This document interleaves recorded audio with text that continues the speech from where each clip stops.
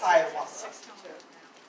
This location is not only far for client base, you know, it's beyond difficult to get to on public transportation, and I'm sure many people will be speaking on that tonight. We have an unfair economy, record inequality, growing racial wealth gap. More than a third of the black and brown families have zero to negative wealth. Illinois has one of the highest African American jobless rates, which means making a requirement for having a job in order to get food and medical benefits will be disproportionately hurtful to black Americans and brown Americans in this area. Vulnerable people, especially communities of color, need access to public services more than ever. Health, medical, primary and secondary education is all really pretty bad right now. Despite the greater need, federal and even state officials were focused on creating barriers, sometimes bureaucratic, sometimes actual physical barriers. We at Northside Action for Justice and the Alliance for Community Services believe in humane, person-centered public human service systems that affirm dignity for every person and seeks to support everyone's right to life, liberty, and pursuit of happiness, to thrive, not just survive every day, struggling. We hope that this relatively new administration will set a whole new direction. We also believe in accountability. And for those of us who most are directly affected, in fact, are experts at how things are working and how to make them better. We will be hearing from some of those experts tonight. We look forward to Secretary Howe's responses, insights, and commitments. So right now we plan to set up 2 panels. Each panel would have grassroots experts in them, and each panel would ask Secretary Howe to respond.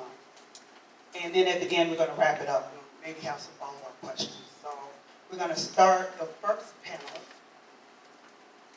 We got Michael Grice, co-coordinator of ADAPT. All right, Mike. Uncle Mike, you're up. Rich Stowell, SEIU, Healthcare and Personal Attendant. And Tamara Clark, board member of Voice of the People.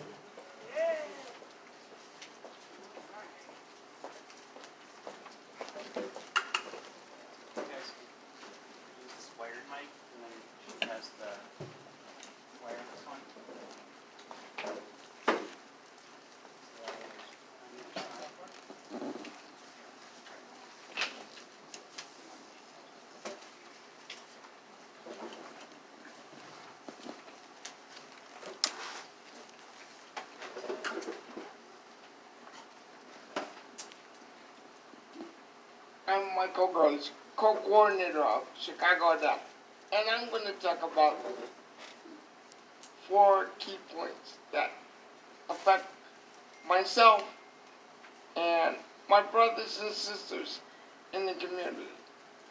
I transitioned out of a nursing home in 2014, so I've been in the community almost 6 years. And one of the problems I had when I transitioned was getting personal care assistance. Getting the VA package filled out, which is a nightmare within itself. But getting the VA package to go through the appropriate channels in Springfield and making sure that it's a reasonable time frame with the turnaround.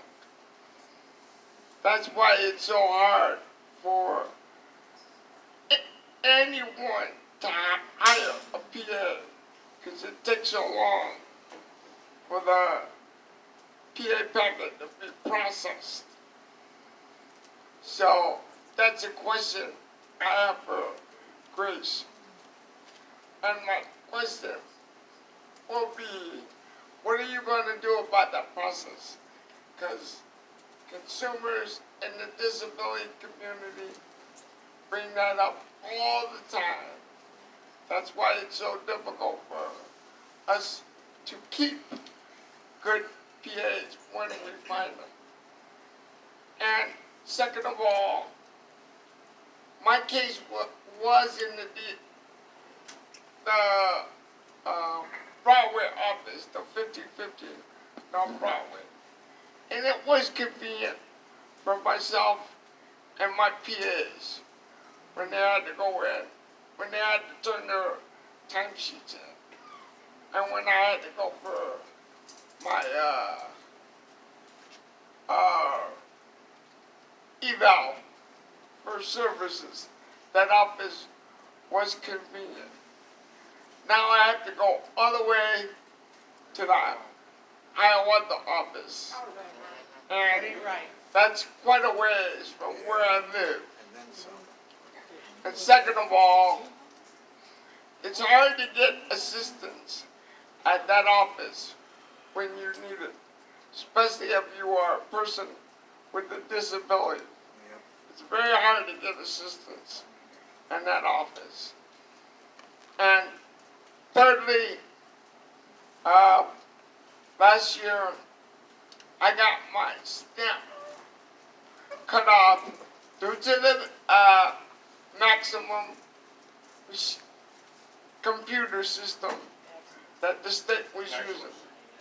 And it took me over 4 months to get my stamp reinstated. That should never happen. That ain't right. Especially when we go into our office that we're told to go into to recertify.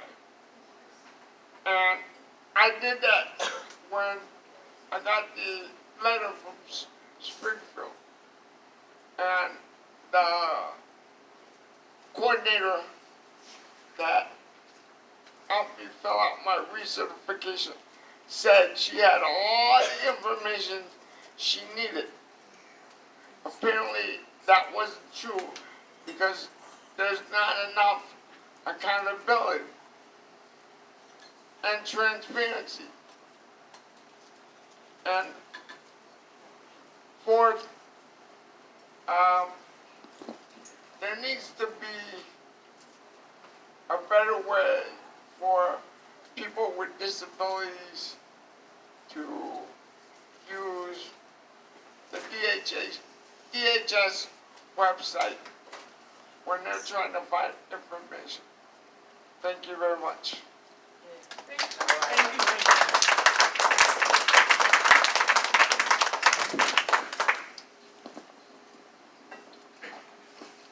Yeah, hi everybody. Thanks, Michael. Thanks everybody being here. My name is Rich Stowell. I'm a PA. I also have a son who had a terrible car accident about 15 years ago, so he's a consumer of these kind of services, of personal assistant type services. So I have a perspective both as a worker in the program, of the home care program, but also as, family member of the recipient of services. So I can second, I'm not going to try and say everything that anybody else said, but, and again, I've got some perspective with more or less 15 years in the program of this kind of care. And, there have been changes to the program over that length of time.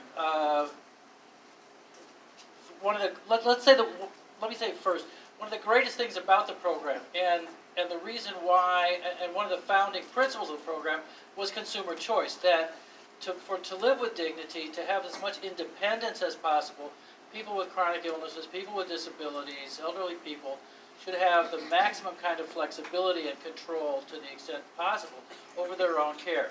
Hire your own worker. select the person that's going to be in your household and do these very personal, intimate things to help take care of you. Manage that worker. You should be able to decide when the worker is working and when the worker is not working. What works for you, and we're not all the same, right? We have different needs, and but those needs should be met with dignity because people deserve. We're human beings. We don't have a country that says yes, you deserve medical care as a right, but that's the way it should be. And in fact, people need and deserve these services to be able to live with dignity and independence. That's right. So what has happened over a number of years is that the system has imposed more and more kind of oversights and restrictions and things like that. Even before Rauner, but certainly during Rauner, the idea that was motivating a lot of this was, there's fraud in the system, we're going to prevent fraud in the system. Well, I don't want fraud in the system either, okay? If you're going to work, get paid for what you do. Straight up, no problem with that. But it's how you put in a policy. You have to put in a fair, reasonable policy, and then enforce it in ways that don't make the worker or the customer, the target. It's sort of play gotcha. Right. How many different ways can we figure out to tell you did it wrong? Nah. And if you don't straighten up and do it the way we tell you to do it, there will be bad consequences. You could lose your PA, we could step in and fire that person, we could switch you off of the home care to some kind of agency care where you don't get to choose who's coming in your house. They'll decide who's coming in your house. That's Well, right. Let's do things in a way that's fair and reasonable. That's really mostly what I say. Just specific topics then, that's like general comment, but specific topics.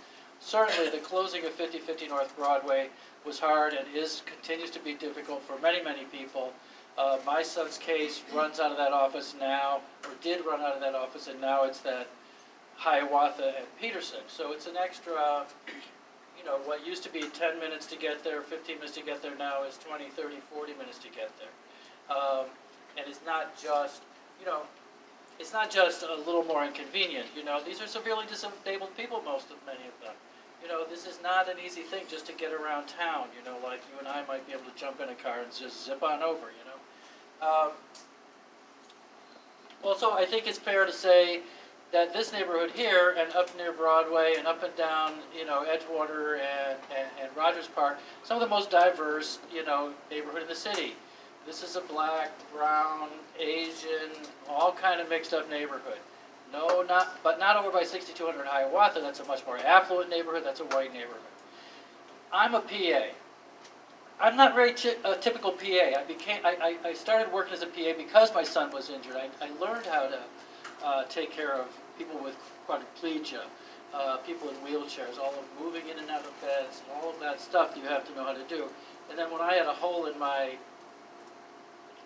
working life, I started doing that work, not just for my son, but for strangers, that I got hired to work with. But from being in the union, I know that most of the workers are women, and most of those women are brown and black. And so when you move a neighborhood, when you take actions, the impacts are predominantly on brown and black families and brown and black workers. So the second thing, I'll say one other specific thing then about policies, and it's more an example than it is that I think this is the only issue. If you have a policy that's, it should be fair. We've got a system where we have to phone in, the worker has to phone in, hey, I got to the job, it's a machine, you punch in some code number to your machine, and that's like clocking in. I don't have a job site, I work at somebody's house. And then at the end of the time, phone the number, clock out. Okay, that's fine. But in many ways, there's a lot of families where it kind of doesn't work that way. People are more like on call. I need you now, come now. They come, they go, they come and go and come and go. You have to sign in 3, 4, 5 times a day. This doesn't really in many ways work for a lot of people. Secondly, I get a lot of the times, both me, but also the workers that work for my son, get to the point where okay, time to sign out. Oops, I'm in the middle of some critical thing. I'm wrestling alligators, up to my elbows with, the laundry or the dishes or the cooking or the more medical side of things, the shower, the whatever. Okay, the problem is I sign out as soon as I can. Now I've got a strike against me. It's a violation. More strikes against me. I get a letter that says we might, That ain't right. terminate you. I'm even, and consistency. I've talked to other PAs. I don't know that policy exists in writing. I never saw it in writing. The letters that have been written are really scary, though, and upset PAs. It's like trying to keep a good PA when the state is sending them letters saying, shame on you, you did everything wrong, and it's just setting up more of a hardship, more of a barrier. So I think I need to wrap up, and thanks. I would just ask that we look at a lot of these policies as far as the dignity, the fairness, and the reasonableness, and put flexibility, maximum flexibility, is how this program was supposed to work from the beginning. Thank you.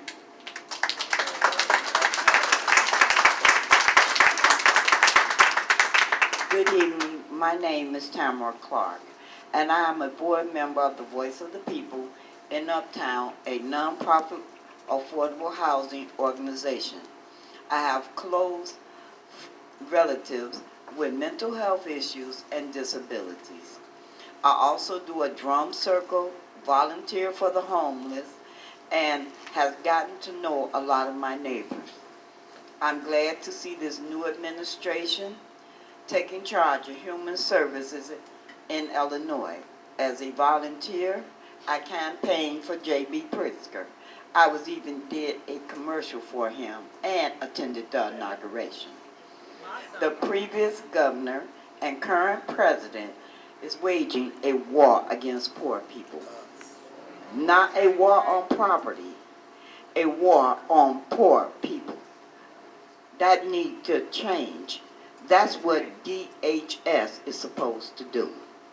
I talk to tons of people on the street.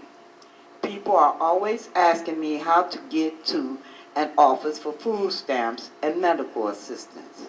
When we had a DHS office in the neighborhood on Lawrence and then on Broadway, it was easy to tell them. And I often tell them to meet me there. Even lots of people in wheelchairs, even my son-in-law is blind. Help was always available because of the closeness. Needing food and medical assistance, it could be any of us at any given time. I know a lot of people that were impacted by the office closure. Nobody even knows where Hou-Ovnik is, much less how to get there. Even after taking 2 buses to get there, it's pushed way back, a long walk from the bus stop, and very hard to find. People with wheelchairs and canes have a real hard time. Many of us are just barely hanging on. This move makes it harder for us to make it. And let's be clear, a community that is racially and economically diverse lost a service office. And a community that is white and wealthy got one. That ain't right. Let that sink in. Let that sink in for a moment. Also, I no longer have a caseworker. I do not like the assembly line. Nobody knows what's going on. Nobody returns my phone calls. I got some mail about my stamps being cut. Who am I supposed to call if I have a problem? There was no name on the letter, just a form letter, no name at all. And I think, quote unquote, who sent me this? They cut off my food stamps, and I could not find out why. Nobody could help me. I I had to go to the food pantries. What choice did I have? And the assembly line just didn't seem to care. Someone should have been assigned to me to help me. That's right. This system tells me I don't matter.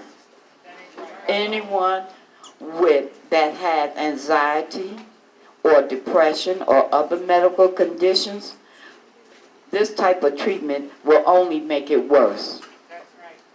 Finally, I wrote a letter to the director of the 50/50 public Broadway office. And then I went in person and demanded to see the director. They tried to have me drop off more paperwork, but I had already done that.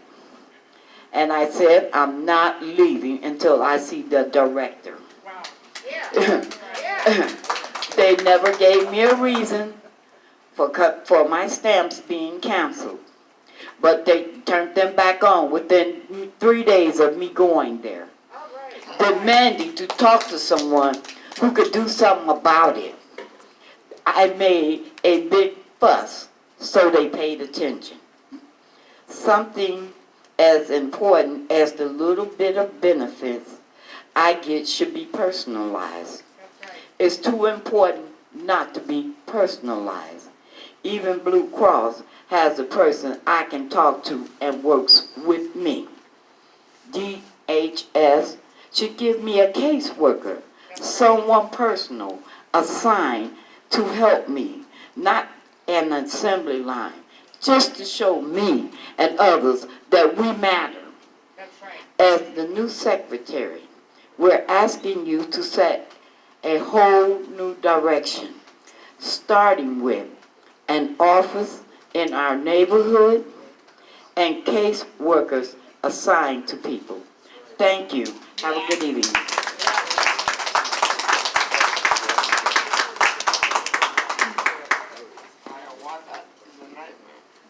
Thank you.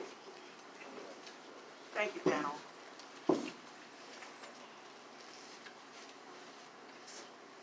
Now we're going to ask you for your response. Okay. And actually, we have a letter. Several people have spoken to this question, which you're familiar with, and so thought you should. What's that? Use the mic. Oh, Here's the mic. sorry. There you go. That's all right. Oh, that's our letter. Dozens of community, faith, and labor leaders from this neighborhood have signed on to an open letter to the governor requesting that an office be reopened in this community. These are the names of the people who have signed so far, and so we are presenting it to you. We welcome your signatures and will help make sure that the governor. Absolutely, wherever you'd like it to be. All right. Thank you, Grace. Thank you. Good evening, everyone. Good evening. Thank you to the panel for sharing your stories. And thank you for Fran and the Alliance for welcoming me here. Sorry, it's been a long day. It's been a long several months, in fact. I think the thing that I wanted to say was that when I walked in the door in the middle of March, the DHS that I had known 7 years before really wasn't there anymore. Many of you know I was Assistant Secretary for Programs for 10 years, and in that regard had the opportunity to work on a lot of the issues that you've been talking about. And before that, you may know that I was the Executive Director of Chinese Mutual Aid Association, which is on Argyle, and in fact, I was part of the early founding kind of days of the Alliance before it was actually the Alliance. And we called for Secretary Linda Renee Baker to go on a tour of the community and then a tour of the Uptown office because we were not actually happy with the state of the environment of that office at that time. I don't know if any of you remember that or were around during that time. And that was kind of when community members became united, right, with the workers in the DHS offices. So I was really excited to be a part of that and glad to be back into this neighborhood again.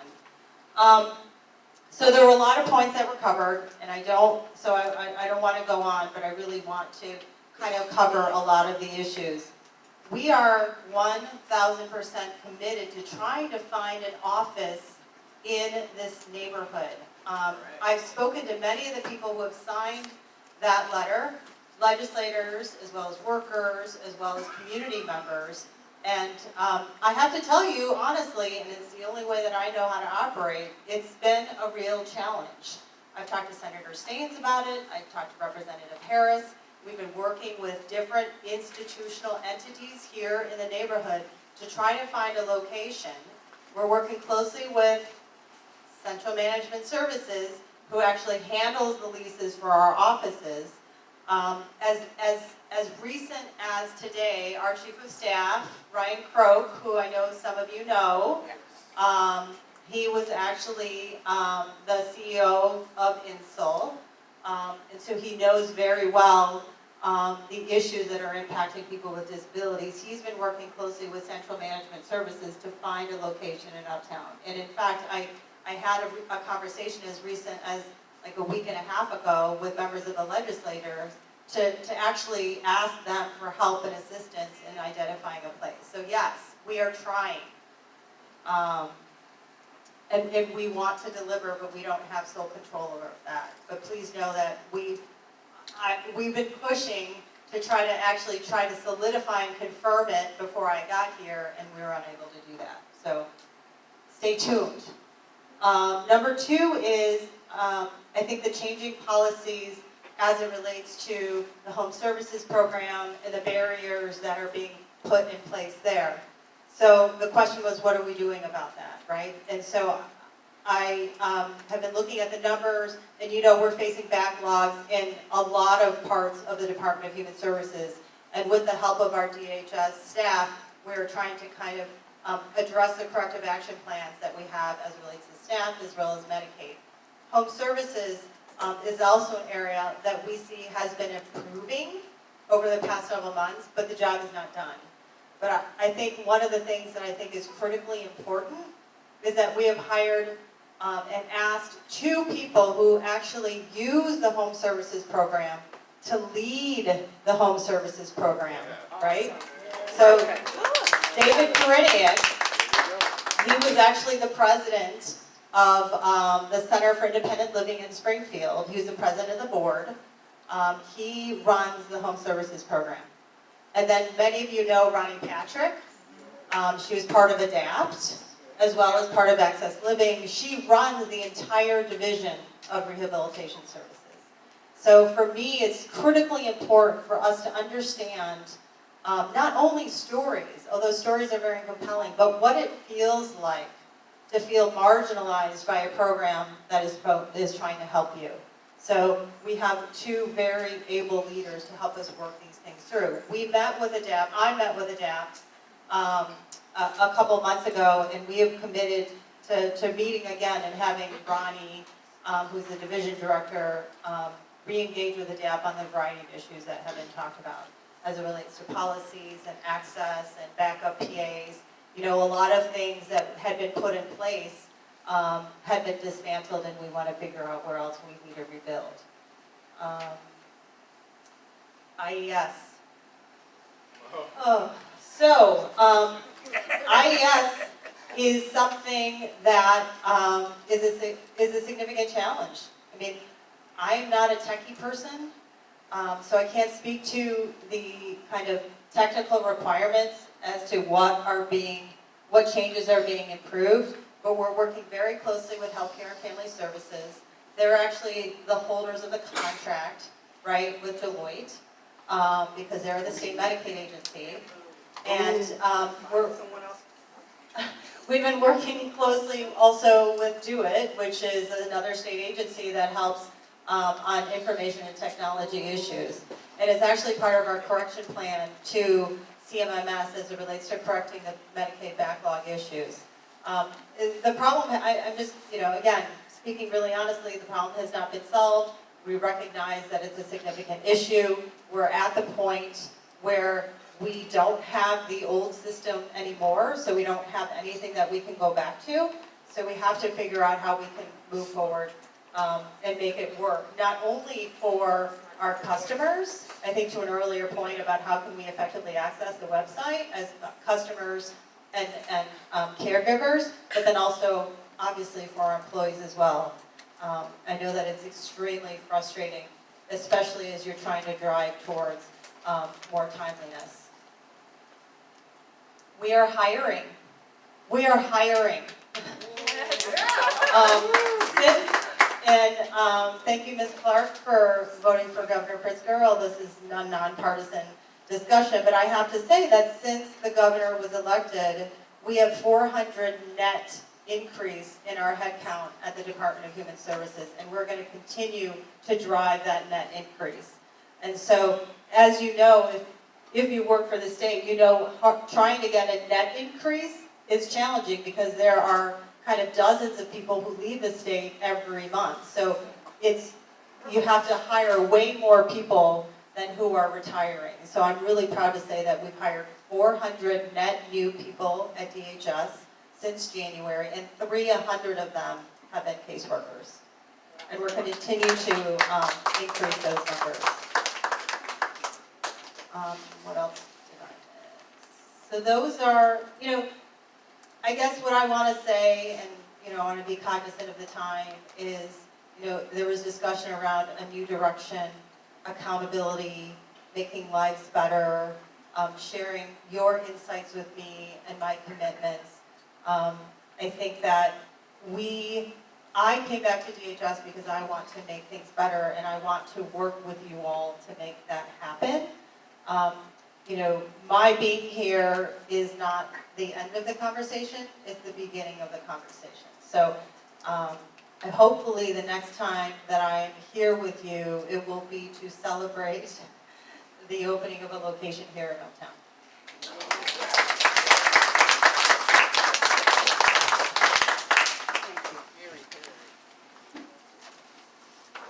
Thank you. So we have a second panel of experts.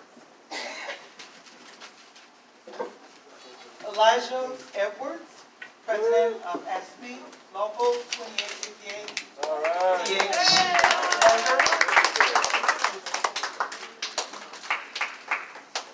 And our very own Kathy Powers.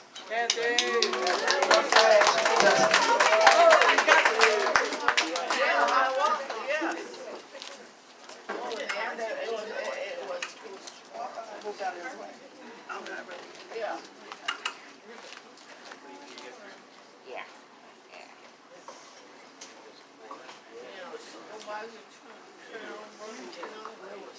Okay, George Robanis, President of ASME Local 3506, City College. And Darneice Cooper, President of ASME Local 2806. Hello. All right. Good evening, everyone. The issue that was started, and first I want to say I really appreciate the Secretary of DHS and someone that we can see, because for the last, I know this is a nonpartisan discussion, but for the last 4.5 to plus years, we've had a secretary that has been missing in action, but unfortunately hurting the citizens of Illinois. And I don't think that anybody is in this room that would disagree with that. Well, the first thing that I want to discuss is the situation regarding IES. In my position with the state, I am a staff development specialist, but as a local union president, as well as with my colleagues and one of the best activists I know, Kathy Powers, all three of our locals represent ASME as a whole, but for the state locals up here, we represent about 3,000 members across Cook County, Region 1 North. With IES, I first was introduced to it in 2013 in Phase 1, and President Cooper can attest to that as well. It was always a problem. Unfortunately, when the system went into phase 2, which started in October 2017, there was no really measurable increase in the efficiency of the system. So they just punched it home. And the reason they punched it home was because they assumed that you would be discouraged as the public and not look to find the real reason why the system wasn't working, or I guess in some roundabout way would turn around and blame the workers and say the workers aren't getting my work done, my food stamps got canceled, and it's their fault. Now, I can say that as a labor representative, we have been fighting always, and I'm glad to hear that Secretary has stated that we've had a net increase, because that's been one of the main running complaints, has been hiring. We've always said it's not the software, it's the fact that for every caseworker that retires, dies, in public service or what have you, you're not replacing them. So for every 3 caseworkers that we lose, the state hires 1 or hires none and says, work more with less. And that's not possible. So when they brought in this software program, in my opinion, it was to try to make up that difference in loss of manpower. And in that way, it essentially dehumanized. It turned you guys into a task when we were used to dealing with people under the caseload system.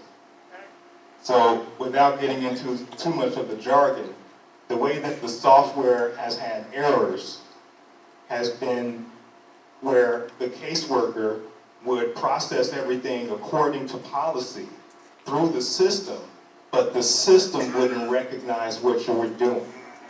And so you on the customer side of the issue would be frustrated because your benefits aren't on correctly and you're getting notices of overpayment. And then the worker on our side trying to make the system see that the benefits are supposed to be done right. So to quote one of my members, I'm tired of trying to figure out what lie to tell the system in order to process the customer's benefits the right way.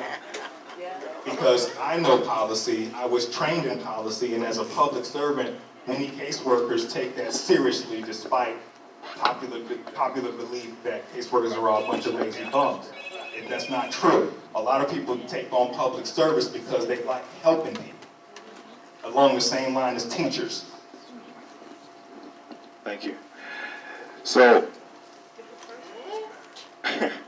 a lot of people losing their benefits or their benefits being canceled into the weeds about programming, but the way that the system is set up, think of it as a highway, right? And you got 6 lanes. Well, all of a sudden, the system has jammed up all 6 lanes. So when the worker tries to process it, it's like a car going into rush hour traffic. And the system can't get the signals to get your benefits on, and it's stuck there for days, okay? That ain't right.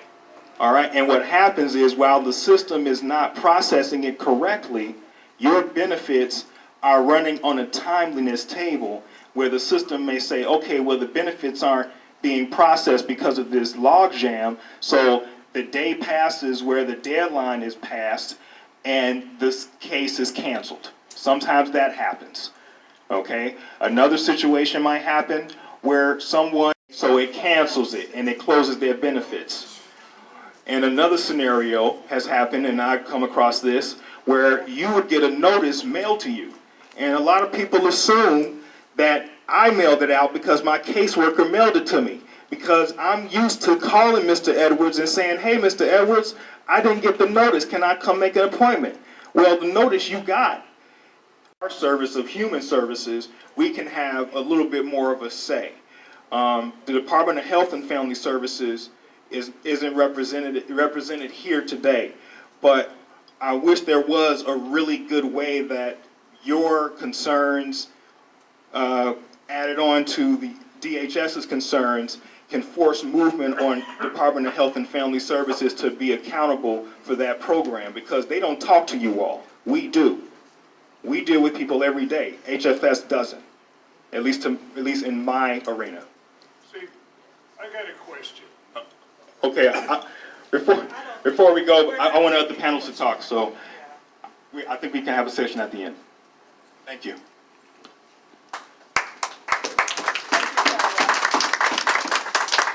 Thank you. Can you hear me? Can you hear me? Yes. Hello, hello, hello. Yes.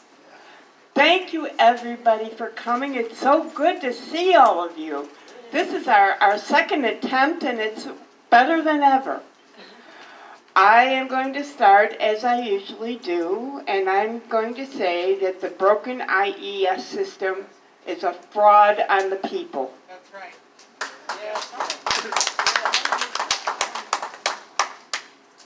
Taking it back a few years, we had another town hall, kind of after 40,000 people were thrown off of SNAP benefits before Christmas. I didn't forget this.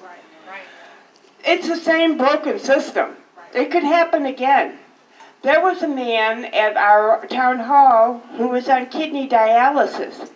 They threw him off his Medicaid like on a Thursday or Friday, and he missed a dialysis appointment on Saturday, which fortunately he got back on quick enough, but that could have killed him. That could have killed him. Our way now, if you have a computer system now, the way that we're supposed to do things is to sign up with the ABE system, ABE system. And that's how you're supposed to handle your case now. This is the task-based system. This is not a person. This is a computer. And I had an ABE account, and I had to, try and do something, and I couldn't get back on my ABE account. Well, it said, well, if you can't get back on, make another account.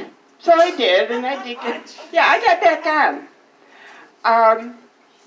I'm concerned. I'm very concerned. First of all, I was surprised to find out. I went in one day to the Hiawatha office and found out that it was a no-service day. 3 days a week you can talk to somebody. 2 days a week are processing days. That's got to go. That's got to go. That's like being part of the post office and saying 2 days a week I'm not selling stamps. That's got to go.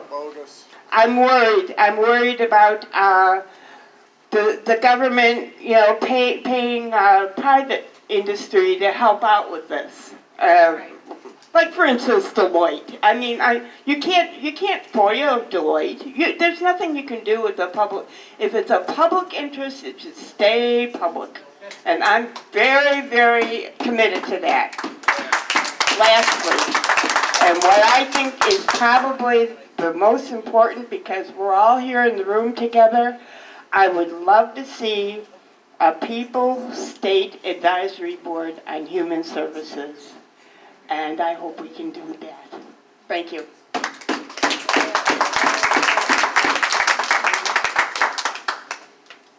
Okay. I just want to thank everyone for the opportunity to speak before you. I'm coming to you with a different spin. I represent the medical fields operation of the Department of Human Services, which I believe that we are a human service. Therefore, task is nowhere in human services. And they have actually taken the human out of human services by having it task-based. Medical fields operations, which is long-term care, that's for individuals that's applying for Medicaid to go into nursing homes, supportive living facilities, and shelter care facilities, and different facilities like that. Home care facilities. And Homes. In our home. We want people in homes. oh yes. My home, not a nursing home. Okay, so what it does is that the state pays a portion for those that cannot afford. But unfortunately, IES was never set up for long-term care. So we have a multitude of issues with IES. And we have brought these issues up in various settings with the Department of Human Services. First of all, the Medical Fields Operations Central Office, they have 3 locations, one downstate, one north on Wabash, and one on 59th and Ashland, which is Medical Fields Operations Central. They opened that office up in 2017 to help with the backlog.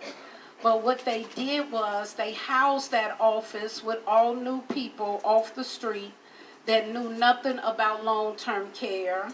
They also gave them large regions, which was region 2 and 3, and they only have 69 employees, caseworkers, 7 managers, and 1 assistant LOA and 1 LOA, office administrator. With this staff, it is impossible for us to complete cases for 459 facilities.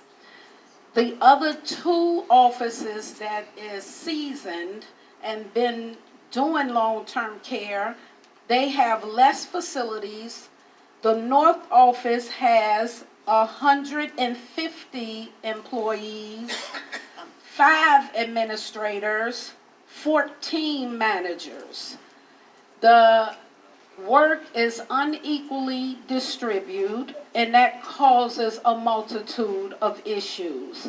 At the present time, we have a big backlog, and we have the backlog because the work is too much for the small amount of workers that's in that facility. So, Secretary, we are asking you to look into redistributing the workload there.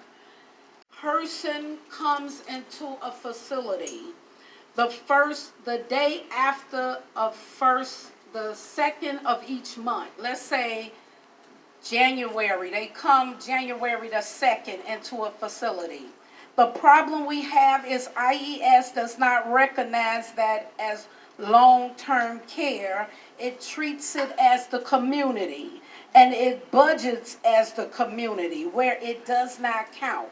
So we have to manually budget for that month to consider the monthly cost from that facility to that customer. That's only one issue that we have. Another issue is that once a case is processed, the MMIS system, that's the system that verifies what actual medical you have.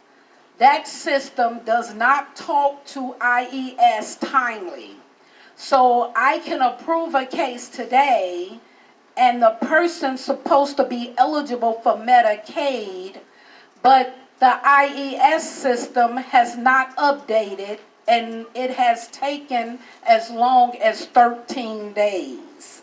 And this is problematic for the customers because some of the facilities cannot afford to keep them in there without payment, and the beat goes on. A couple of other things I want to run right quick that we're having is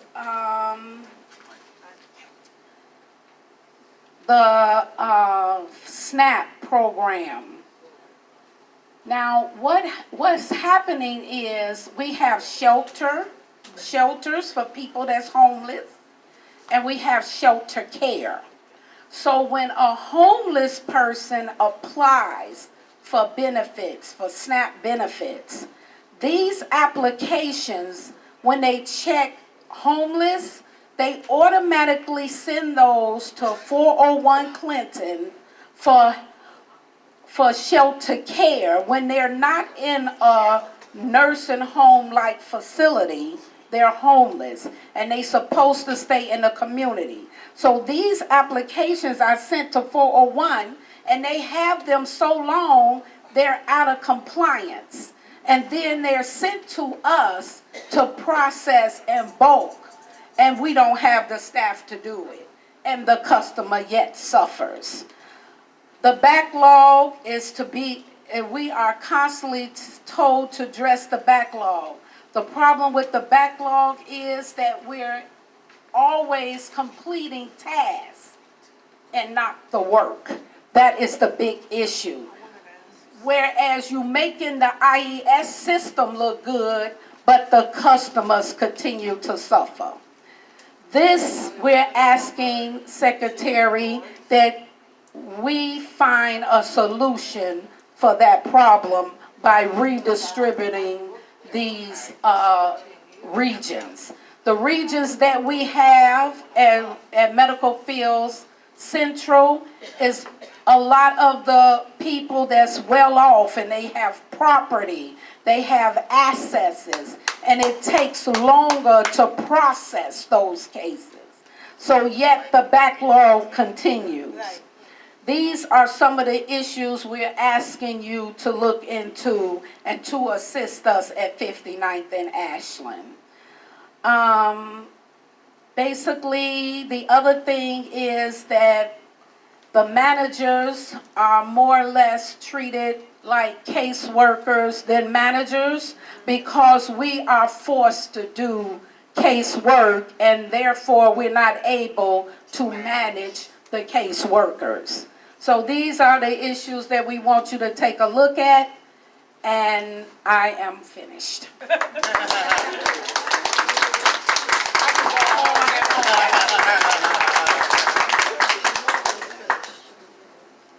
Thank you very much. I'm a teacher, so this has been very educational. My name is George Rubanes. I'm the president of AFSCME 3506. I represent the Faculty of Adult Education at the City College of Chicago. But I want you to know that when I was 18 years old, I used to live down the street. And I used to learn English at Truman College. And I was looking for a place to stay, and nobody would rent me because, well, I didn't speak English and I didn't have much money. But there were these guys that were turning into condominiums some of the first buildings closer to the lake. So my first actually owned apartment in the United States was, this developer was actually turning the building over, and he told me I can move in and pay him while he was finishing the construction. So my first apartment was down the street in the construction zone. I don't know how legal that was, but it was the beginning of gentrification, and it hasn't stopped. It just keeps moving west from the lake. Anyways, the reason I'm here today is to bring you some bad news, unfortunately. So the bad news are the following. Our new governor in Chicago, where the increase has gone is to some of the following items. You're going to enjoy them. So, the district office is budgeted to receive $47.8 million. That's $2 million more than the district office was budgeted to receive in 2019.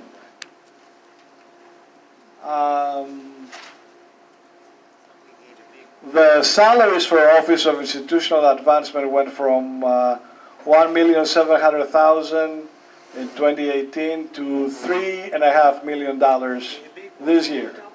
Double, yeah, that's not bad. Salaries for Office of Human Resources and Staff Development went from $1.8 million to $2.9 million this year. And their payments to their lawyers went from $900,000 to $1,200,000. And what do you get for institutional advancement? Starting next semester, 18,000 hours of instruction in adult education. These are classes for immigrants, for working people who live around the community. Equivalent of 50 of my teachers working full time. That ain't right. Right? That ain't right. So right now, if you were to take a class to finish your high school or to prepare for some sort of a trade, or to just learn English to help your kids at home, or just to be able to talk to your neighbors, maybe, get training for another job, before you were given 250 hours to do so. Now you have to complete this in 96 hours, You're not getting nothing. Right. and you're given 3 chances before they remove you from the program. That ain't right. So we're not just concerned. We're very, if you're an immigrant, you need these services. If you're a working class Chicagoan, you need these services. And one more question I have. They tell me that people go to them and, they, at their airfare, at their TANF, they can be referred to trainings. That's right. Yet, they're referred to private contractors. That ain't right.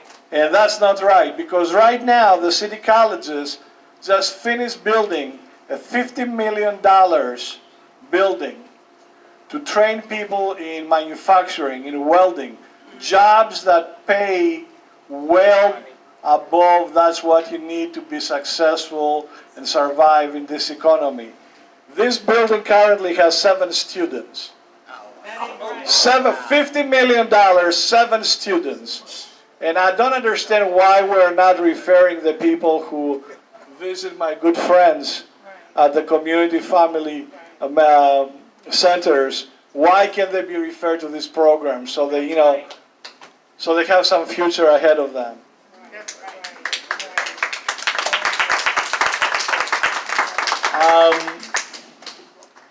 So, I'm upset. So it's very upsetting. It's very upsetting because right now we are projecting, we're servicing about 30,000 students. The biggest program in the state is actually it's the biggest program in the Midwest. It's one of the biggest programs in the nation. Yet, because of the changes they are forcing down our throats, and they're not negotiating fair with us, they're just moving forwards without any feedback from students, from the community, or our teachers. We're looking to lose 7,000 to 10,000 students, and that's not right. That's just definitely not right. That's not my agency. I understand.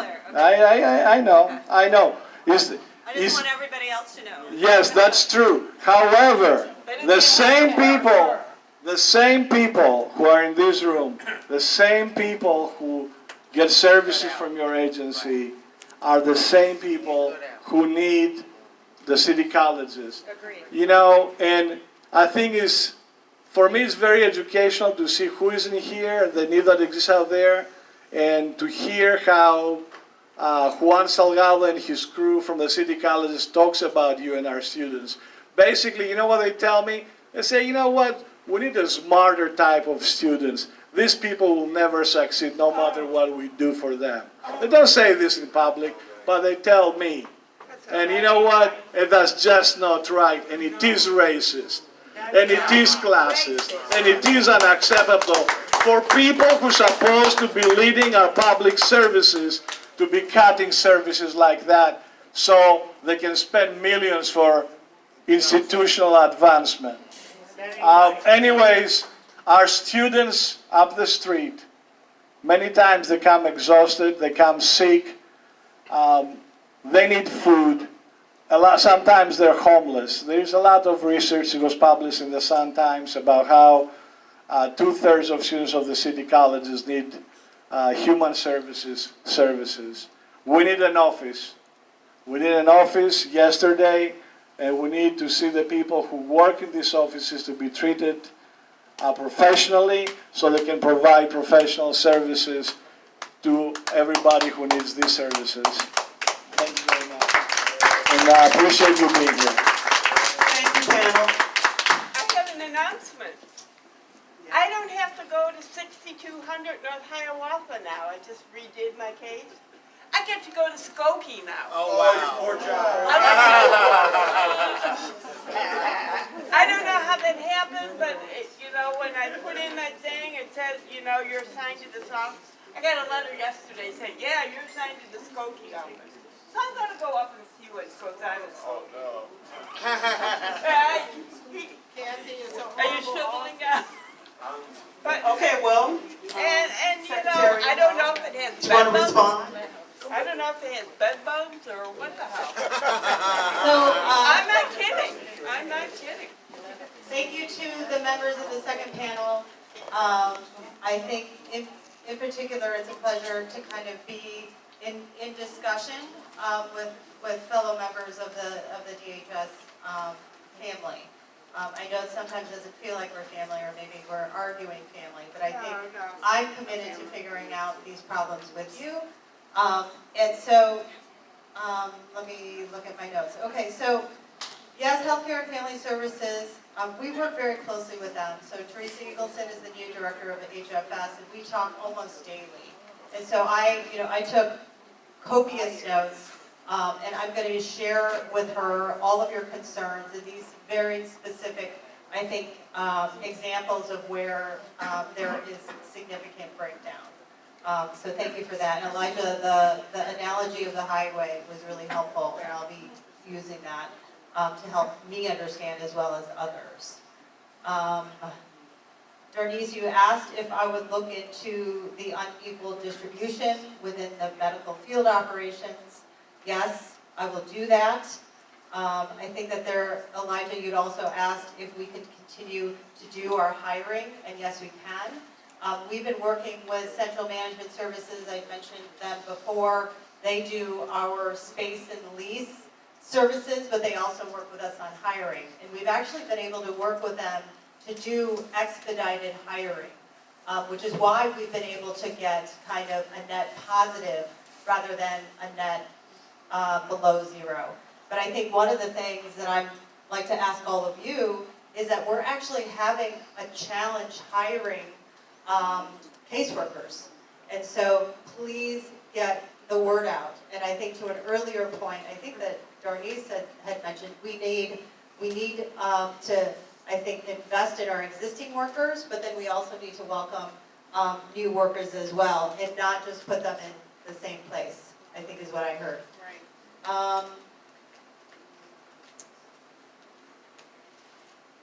George, I think that is a really good idea as it relates to figuring out how we can work more effectively with city colleges and the training facilities that you have in order to benefit. Yeah.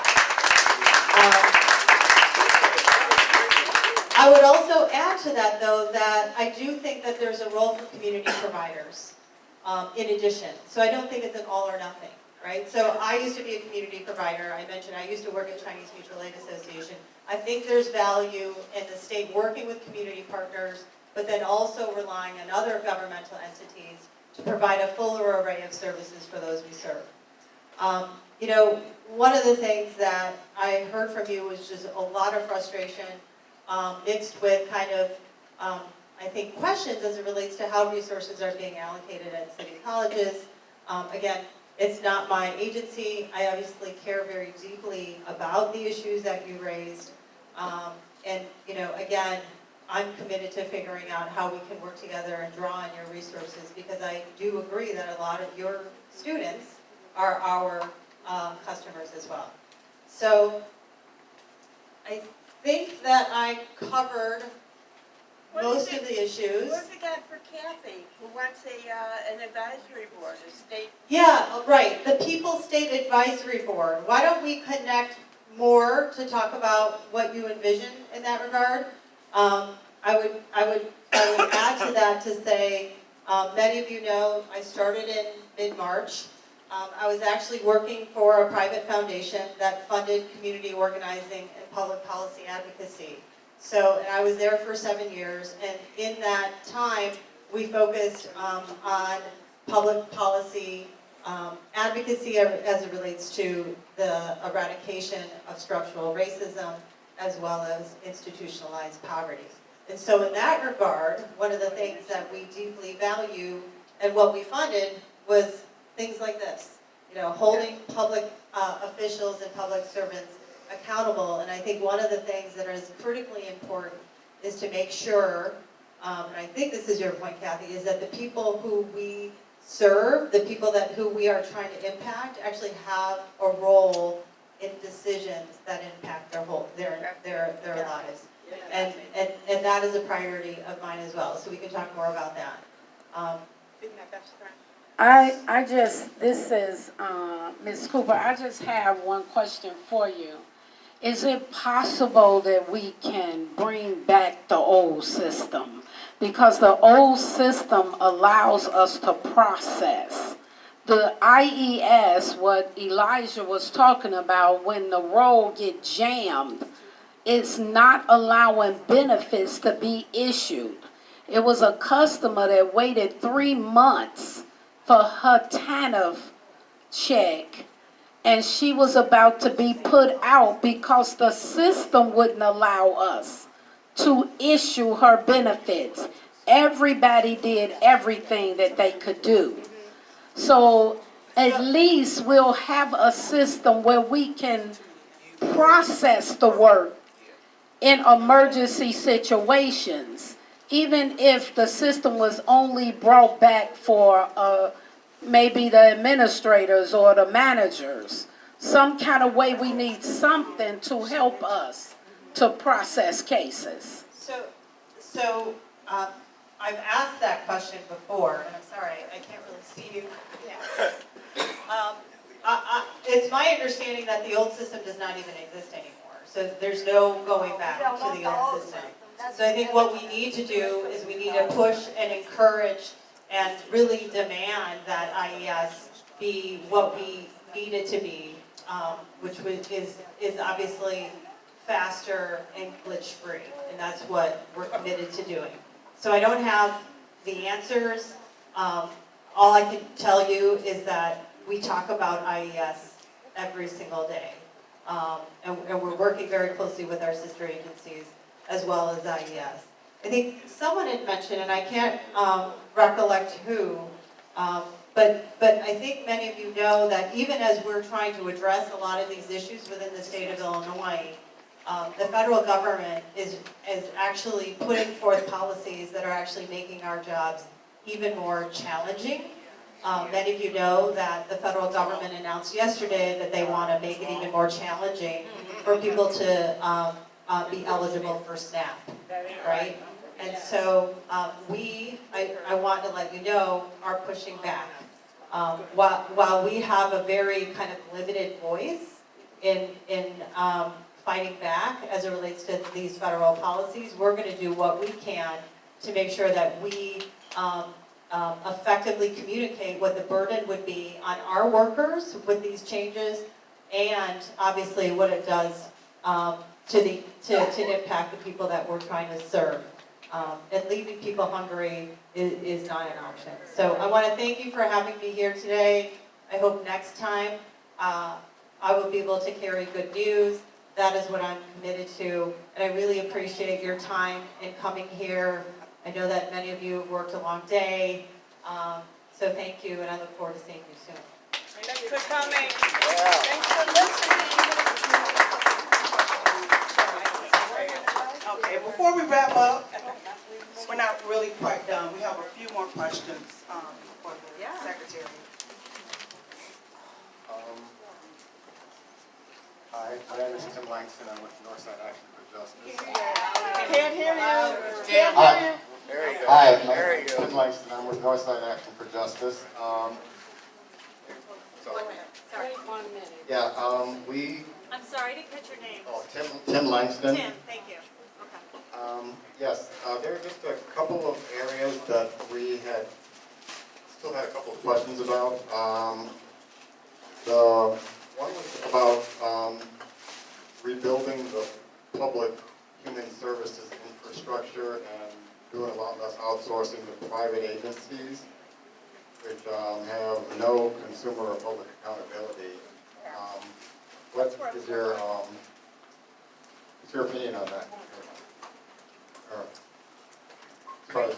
talking about,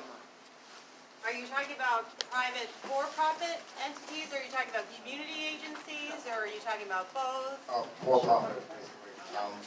There has been a lot of that, and we believe that these should be public agencies.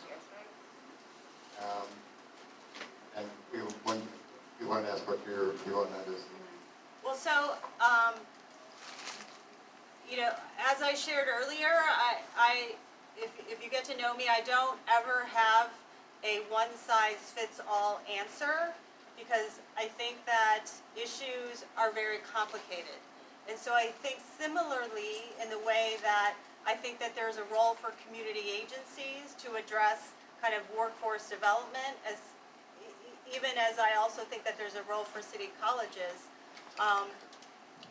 I don't know enough about kind of the operational dynamics of kind of purchasing information technology services, hardware, software. I just don't know enough to be able to, I think, express an absolute opinion as to what it would look like if we did that all on our own. So I understand kind of the concept of outsourcing, but I don't know that I can say universally this is what I think in a blanket way. That's an honest answer. We like that. We like that. And one more. This was a question about the facilities themselves. Yeah, thank you. There are health, safety, and accessibility issues at several of the DHS offices, and I believe in more than one case there's bed bugs and other Nasty thing. similar problems. Do you have, what's your opinion on basically the upgrading of the facilities themselves? So I'm against bed bugs, for sure. But I'm for accessibility. And so I think one of the things that we can look into, if there are specific facilities that you have already identified that you find to be inaccessible, I want to know that. And we'll have Ryan, our chief of staff, talk to CMS right away about that, because that is a number one priority for us to make sure that our customers have access to our offices. Okay. I got one question. And Susan, you had a question? I Kathy. want to reiterate, and I want to bring up something about institutions. Could someone hold the mic for her, please? I got it. Okay. That is very, it goes against everything I believe in. And I honestly don't know of anyone who cannot live in the community with proper supports. And I understand that it's,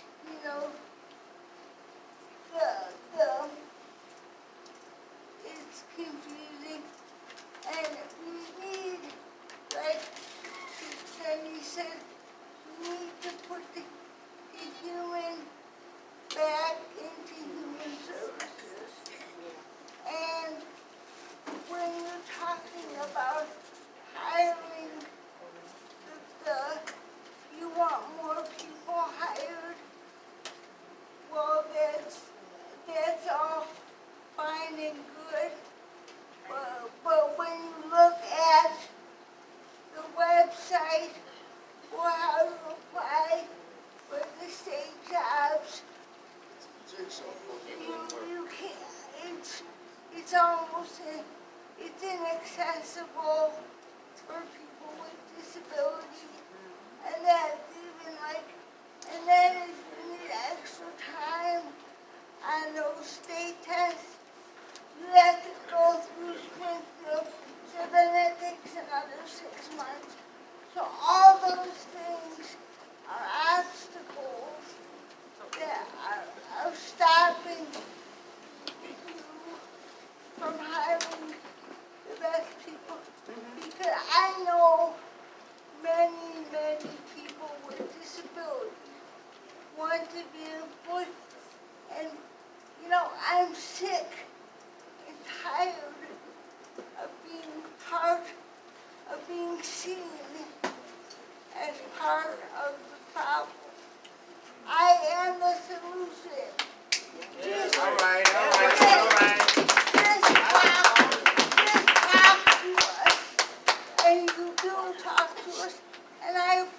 that.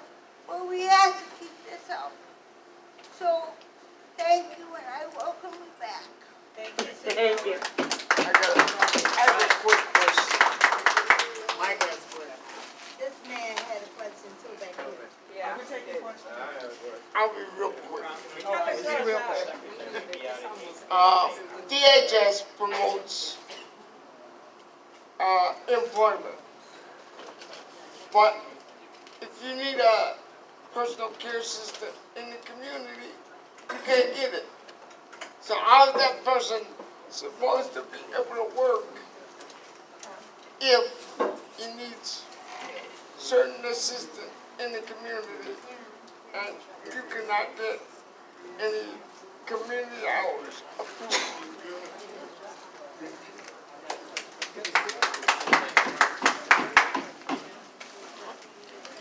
Okay, so Susan, I think you were, I think making some really good points about how can we make sure that when folks are applying for state jobs, that we can make sure that there are accommodations to make it accessible for people with disabilities. In a timely manner. And in a timely manner. And I think you said something about extra time for state tests. Yeah, So I'll look into that, for sure. Those are really good ideas.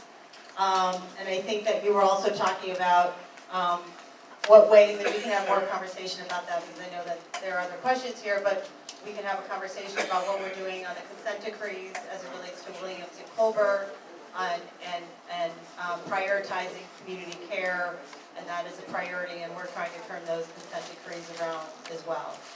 So I think I have probably time for 2 more questions, and I'll let you decide who asks those questions. Okay. Yeah, I have one question. I don't need the speaker, I think. We've got the National Center for Supercomputers. We have the National Center for Supercomputers in Urbana, Illinois, and a network of colleges, state colleges, and the best computer training you can get anywhere in the world. They teach that here. So what I'm wondering is, why can't we use our universities to fix the problem state government is having with its computer systems? I used to work with state government for years. I'm retired now, but the problems were ongoing then.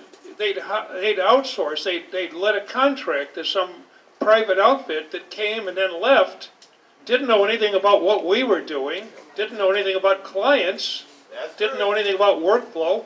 Then the system wouldn't work, and we had nowhere to turn. That's a good idea, relying on our state They universities. owe those people money. Okay, last question. Okay. Well, give me, I'm sorry. Larry? Larry? Yeah. Oh my God. Bring that back. Do you want this one? Yeah, and you,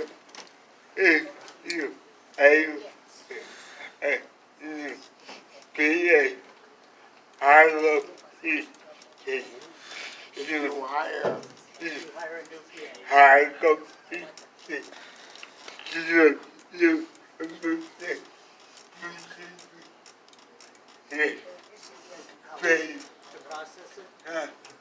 pay, yeah, I go, very, how come it takes so long? you say, how come it takes so long? yeah. Yeah, could you repeat? How come it takes so long, like, to get the check? If you like, To get the PA approved. if you like, How come it takes so long to get the PA approved? No, he's talking about payment. if you hire PA, If you hire a new PA, I got it,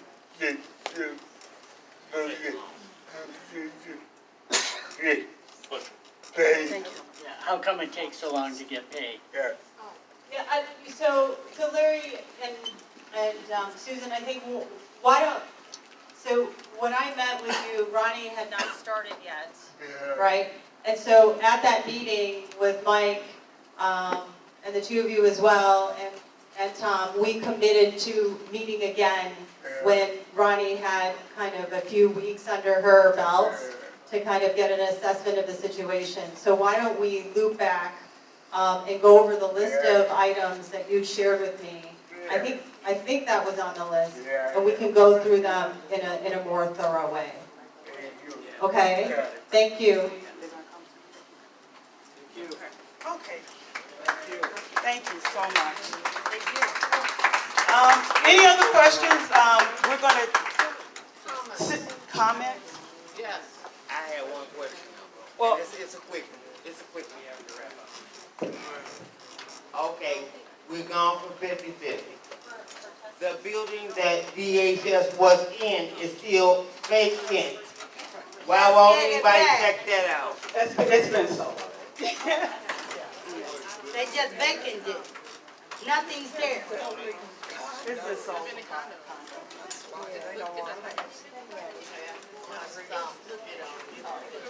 You know,